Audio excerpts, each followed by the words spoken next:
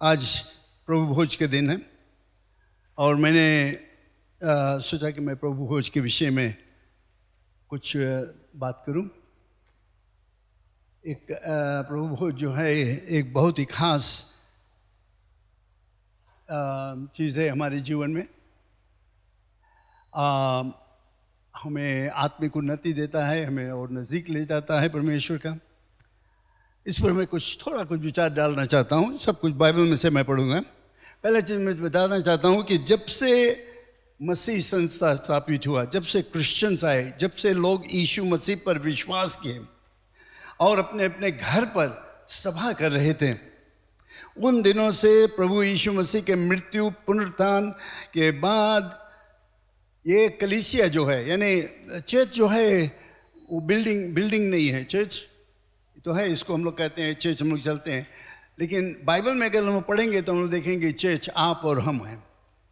परमेश्वर के बुलाए ले गए लोग, परमेश्वर से के लिए अलग किए लोग, वे है चर्च। हम लोग चर्च हैं। जब जब चर्च जगह जगह पर मिलते हैं, शुरुआत में घर घर पर वे मिलते थे और ये प्रभु भोज का सभा किया जाता था। ये एक ऐसा चीज़ है, हम लोग कलीसिया जब एकत्रित होती है इस तरह से तो हम लोग इसको करते हैं। ये एक ऐसा संस्था, ऐसा कार्य होना चाहिए, इसका कुछ मतलब होना चाहिए हमारे दिल में कि हम अपने आप को दीन बनाएं। जब जब हम प्रभु भोज लेंगे, दाखरस को लेंगे, रोटी को लेंगे, अपने आप को दीन बनाएं और देखें कि क्या समाचार हमें मिलता है, क्या खबर हमें मिलता है, क्या मैसेज हमें मिलता है इसके द्वारा। मैं संक्षिप्त में आज बताना चाहता हूँ। बहुत समय क्या होता है कि हम लोग प्रभु भोज को एक साधारण चीज़ ले लेते हो। महीना में एक बार हम लोग कहते हैं चलो थोड़ा दाखरस और रोटी खा लेंगे। एक आदत सा हो गया है और हम लोग भूल जाते हैं उसका क्या मतलब है, क्यों हम लोग ये काम को करते हैं, क्या फ़ायदा है इससे। इसको हम लोग लापरवाह लेते हैं। हर महीना तो किया जाता है, कुछ कुछ लोग हर हफ्ता करते हैं, लेकिन हम लोग यहाँ पर असेंबलीज ऑफ गॉड में हर महीना करते हैं। तो कोई कोई के ये हो जाता है कि रोजाना चीज़ है ना, रोजाना धंधा है, इसका खास मतलब हम लोग भूल जाते हैं। लेकिन मैं आज आपको बताना चाहता हूँ कि इसका मतलब थोड़ा गहरा है। ये एक प्रभु भोज का सभा एक है जब हमें मौका मिलता है परमेश्वर की आराधना और स्तुति करने के लिए, उसकी प्रशंसा करने के लिए और याद करने के लिए कि प्रभु यीशु मसीह ने कैलवरी पर क्या किया। अभी थोड़े दिन में हम लोग ईसा मनाएंगे या पुनरुत्थान और क्रूस का मृत्यु के विषय में बातचीत करेंगे, और वही धंधा है। ये हमें ले जाता है कैलवरी के पास और उस कब्र के पास, वो सुरंग जहाँ पर यीशु मसीह को रखा गया था, उसके पास ले जाता है। ये समय है कि हम लोग इस खबर पर विचार करें, प्रभु यीशु मसीह का सुसमाचार, उसको अपने कानों से सुने कि क्या वो कहता है, कि इसको हम लोग भूल नहीं जाएं। और इसके साथ साथ कि हम यीशु के विषय में सोचते हैं क्या उसने हमारे लिए किया। फिर हम लोग सोचते हैं कि मेरा चाल चलन क्या है, क्या मैं समझता हूँ, इसका असर मेरे जीवन में क्या पड़ता है, क्या लाभ है इससे। मेरा जो चाल है, मेरा जो यीशु के साथ में चलना, उसमें क्या कोई परिवर्तन हुआ है, कुछ हुआ है उसमें। आज हम लोग प्रभु भोज भाग लेंगे एक बार फिर, लेकिन ये प्रभु भोज भाग लेने से पहले मैं आपको दिखाना चाहता हूँ कुछ खास चीज़। और इसको मैं आशा करता हूँ कि आज, मैं कई एक बार इस पर बातचीत किया हूँ, लेकिन आज आपके जीवन में ये प्रभु भोज का असर और कुछ रहेगा। अपने हृदय की तरफ देखो, क्योंकि इस भाग में जो मैं पढ़ता हूँ हमेशा प्रभु भोज के समय, एक वाक्य लिखा है, अपने आप को जांचो, अपने आप को जांचो। तो हम लोग जांचते हैं, मैंने सेल्फ एग्जामिनेशन, व्यक्तिगत रूप से अपने आप को हम लोग जांचे, क्या हम लोग करते हैं, क्यों करते हैं, इसका मतलब क्या है। तो आज मैं संक्षिप्त में जल्दी से कुछ पद को बोर्ड में रखूंगा और मैं पढ़ूंगा, जिसके द्वारा हम लोग जान सकेंगे बाइबल में से कि प्रभु भोज का खास मतलब क्या है। ये पहला चीज़ है, वर्स 23 से लेकर 25 तक हम हमेशा पढ़ते हैं। इसका मतलब ये है, इस जगह में हम लोग देखते हैं कि हम लोग कुछ याद करते हैं, याद किया जाता है, याद करने के लिए, दिखाने के लिए कि क्या हुआ था उसके विषय में जो कई हजार वर्ष पहले हुआ था। हम लोग सोचते हैं उसके विषय में, सुनते हैं उसके विषय में। ये पद हमें याद दिलाएगा कि प्रभु भोज एक ऐसा कार्य है जो हमें याद दिलाता है कि क्या हुआ था यीशु मसीह के मृत्यु के विषय में। हमारे दिमाग में हम लोग उसको फिर से जागृत करते हैं। It's calling to our mind what Jesus did. इसको हम जागृत करते हैं अपने दिमाग में कि यीशु मसीह ने मेरे लिए क्या किया। क्या किया उसने?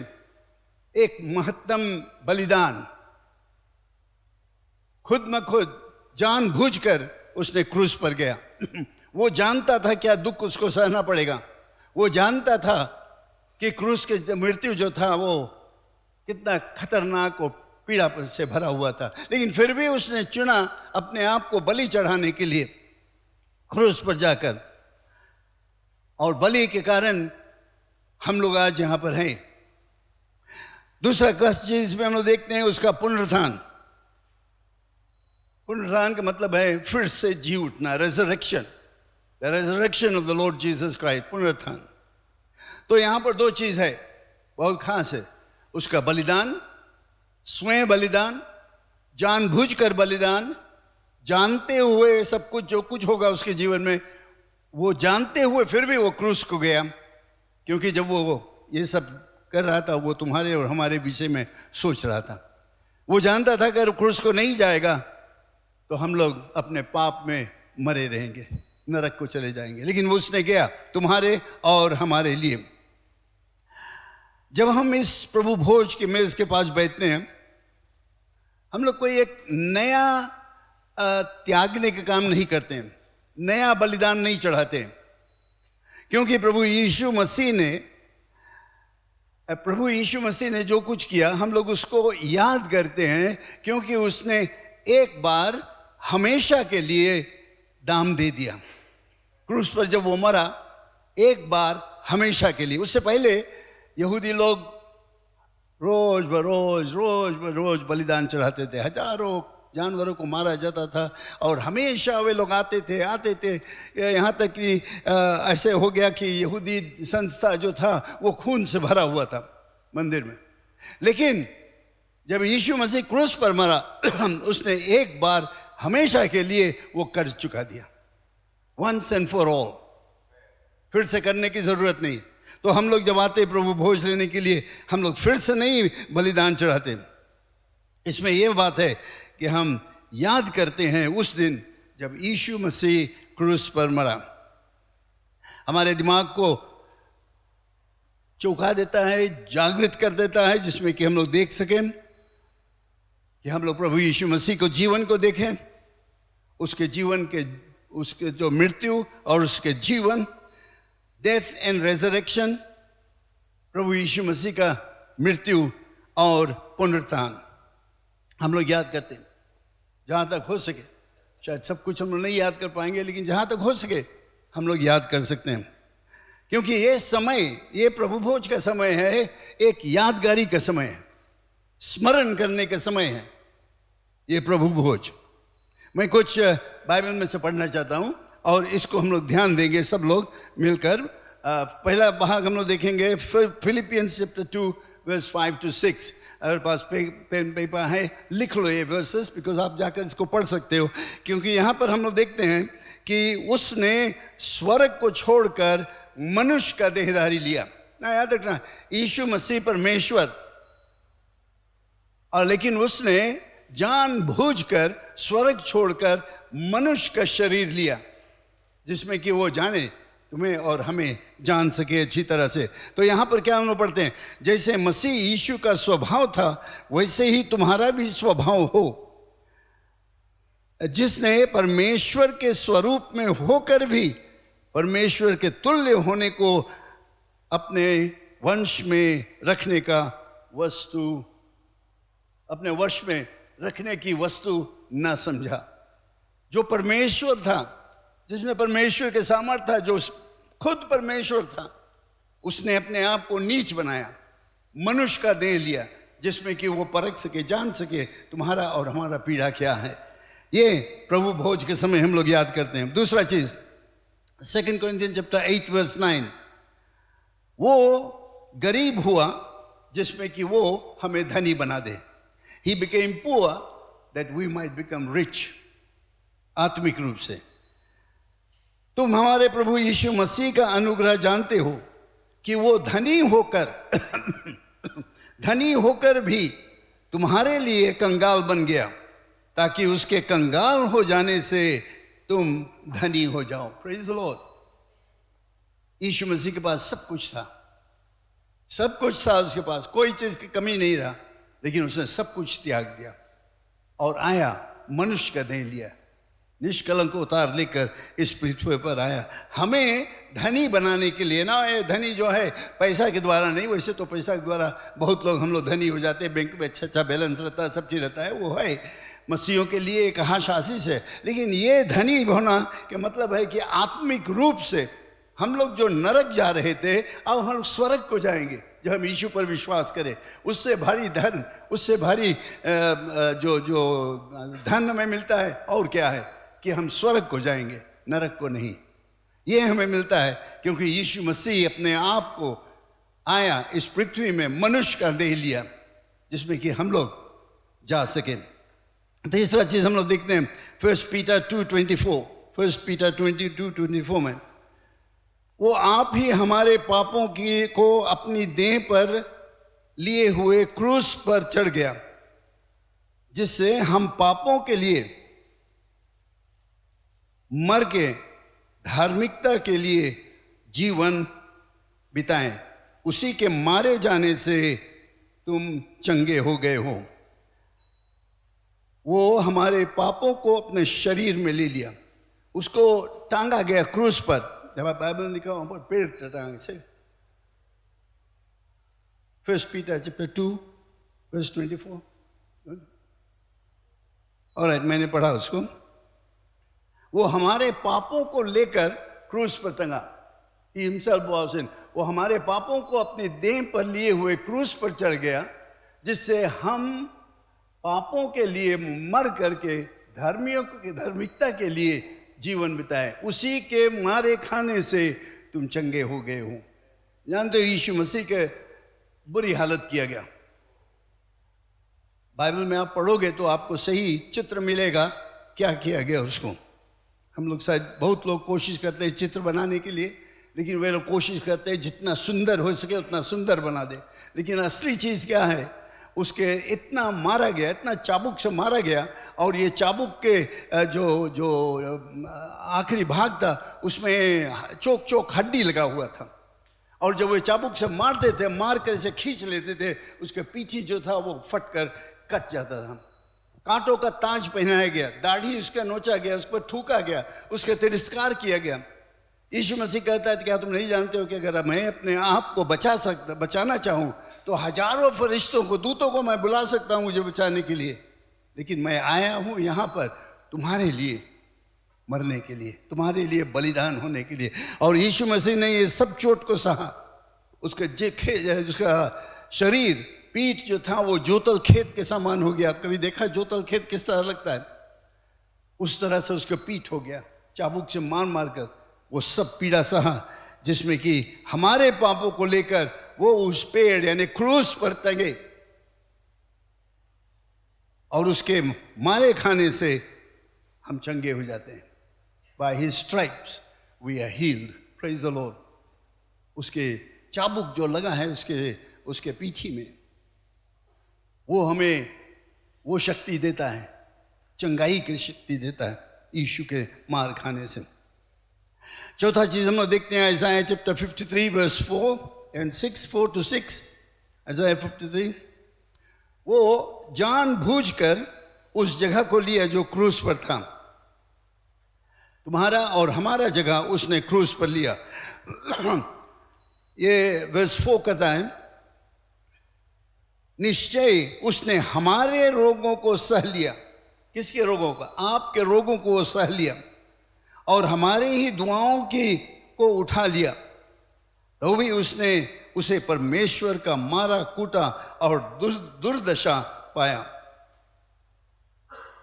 हुआ पड़ा हुआ समझा। वर्स 5, परंतु वो हमारे ही अपराधों के कारण घायल किया गया, वो हमारे अधर्म के कामों के हेतु कुचला गया, हमारे ही शांति के लिए उस पर ताड़ना पड़ी कि उसके कोड़े खाने से हम चंगे हो जाएं। हम तो सब के सब भेड़ों की नाई भटक गए थे, हम में से हर एक ने अपना अपना मार्ग लिया, और यहोवा ने हम सबों का अधर्म का बोझ उसी के ऊपर डाल दिया। अच्छी तरह से जाकर इसको पढ़ना फिर से इस भाग को, और उस पर विचार करना कि यीशु मसीह ने तुम्हारे और हमारे लिए क्या किया। आखिरी भाग उसका कहता है, यहोवा ने हम सबों के अधर्म का बोझ उसी पर लाद दिया। जब यीशु मसीह क्रूस पर था, 3 घंटा तक बिल्कुल अंधेरा हो गया। क्या हुआ उस समय हम लोग नहीं जानते, लेकिन एक चीज समझ में आता है कि यीशु के ऊपर तुम्हारा और हमारा गंदे बेकार के काम, पाप के काम जो था उसके ऊपर लादा गया, और यीशु परमेश्वर पिता वो देख नहीं सकता था, और कोई नहीं देख सकता, अंधकार छा गया। यीशु तुमसे प्रेम करता है, इसीलिए वो क्रूस कर गया, इसी वो बलिदान हुआ, इसीलिए वो गया वहां पर। वो सिर्फ इतना कहता है कि आओ मेरे पास, अपने पाप से पश्चाताप करो, मैंने तुम्हारे पाप को ले लिया है, अंगीकार करो कि मैंने ये काम किया, मान लो कि मैंने तुम्हारे पाप को ले लिया है, और तुम्हें सब पापों से छुटकारा मिल जाएगा, और उसके लिए जीवन निर्वाह करो। प्रभु यीशु मसीह तुम्हारे लिए किया। 5वां चीज हम लोग देखते हैं, उसने खून को बहाया जिसमें कि हम अपने पाप से मुक्त हो जाए। रेवलेशन चैप्टर 1 वर्स 5 में हम लोग पढ़ते हैं, यीशु मसीह की ओर से जो विश्वास योग्य साक्षी और मरे हुओं में से जी उठाने वालों में पहिलौठा और पृथ्वी के राजाओं का हाकिम है, तुम्हें अनुग्रह और शांति मिलती रहे, जो हमसे प्रेम रखता है और जिसने अपने लहू के द्वारा हमें पापों से छुड़ा दिया। Praise the Lord. अपने लहू के द्वारा हमें पापों से छुड़ा दिया। हम लोग सब जानते हैं जब लोग बलिदान करते हैं,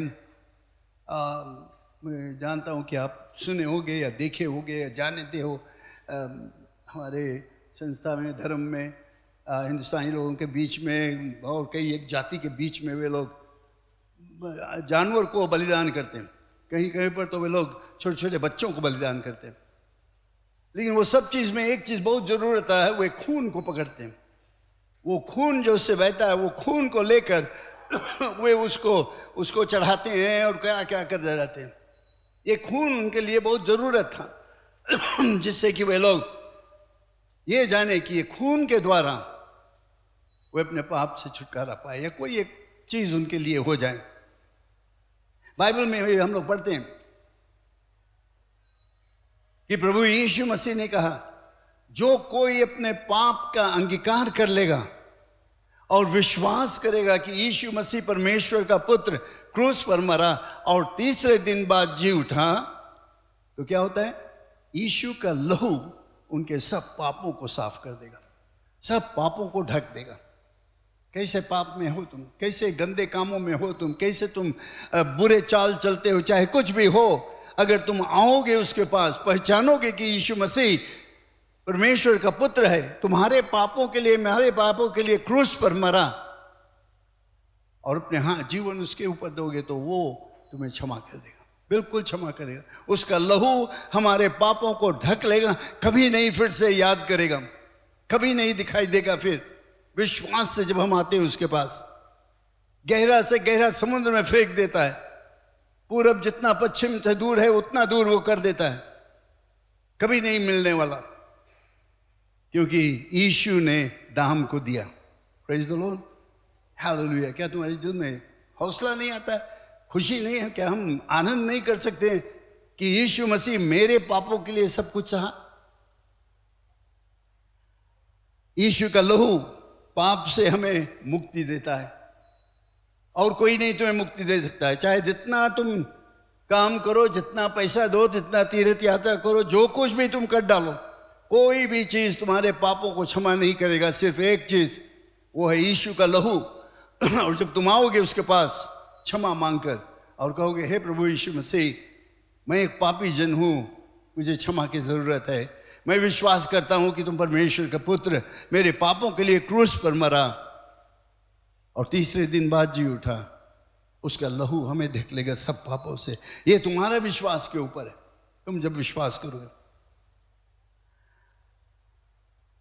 छठवां चीज हम लोग देखते हैं, revelation 28, Matthew 28, revelation. Put that up, there's 2 verses. Matthew 28 or Revelation 1:18. नहीं सेलेक्ट किया? All right. मैं मर गया था, जानो कौन बोलता है? यीशु मसीह बोलता है। बुक ऑफ रेवलेशन में यीशु मसीह खूब ये ऐलान करता है, मैं मर गया था, अब देख मैं युगान युग तक जीवता हूं और मृत्यु और अधोलोक की कुंजियां मेरे पास हैं। Praise the Lord. उसने मृत्यु के ऊपर विजय प्राप्त किया, कॉन्कर डेथ फॉरएवर। हमें डर, मृत्यु से डरने की जरूरत नहीं, क्योंकि यीशु मसीह मृत्यु से जीत लिया। और उसने कहा, जो मुझ पर विश्वास करेगा वो हमेशा के लिए जीवित रहेगा।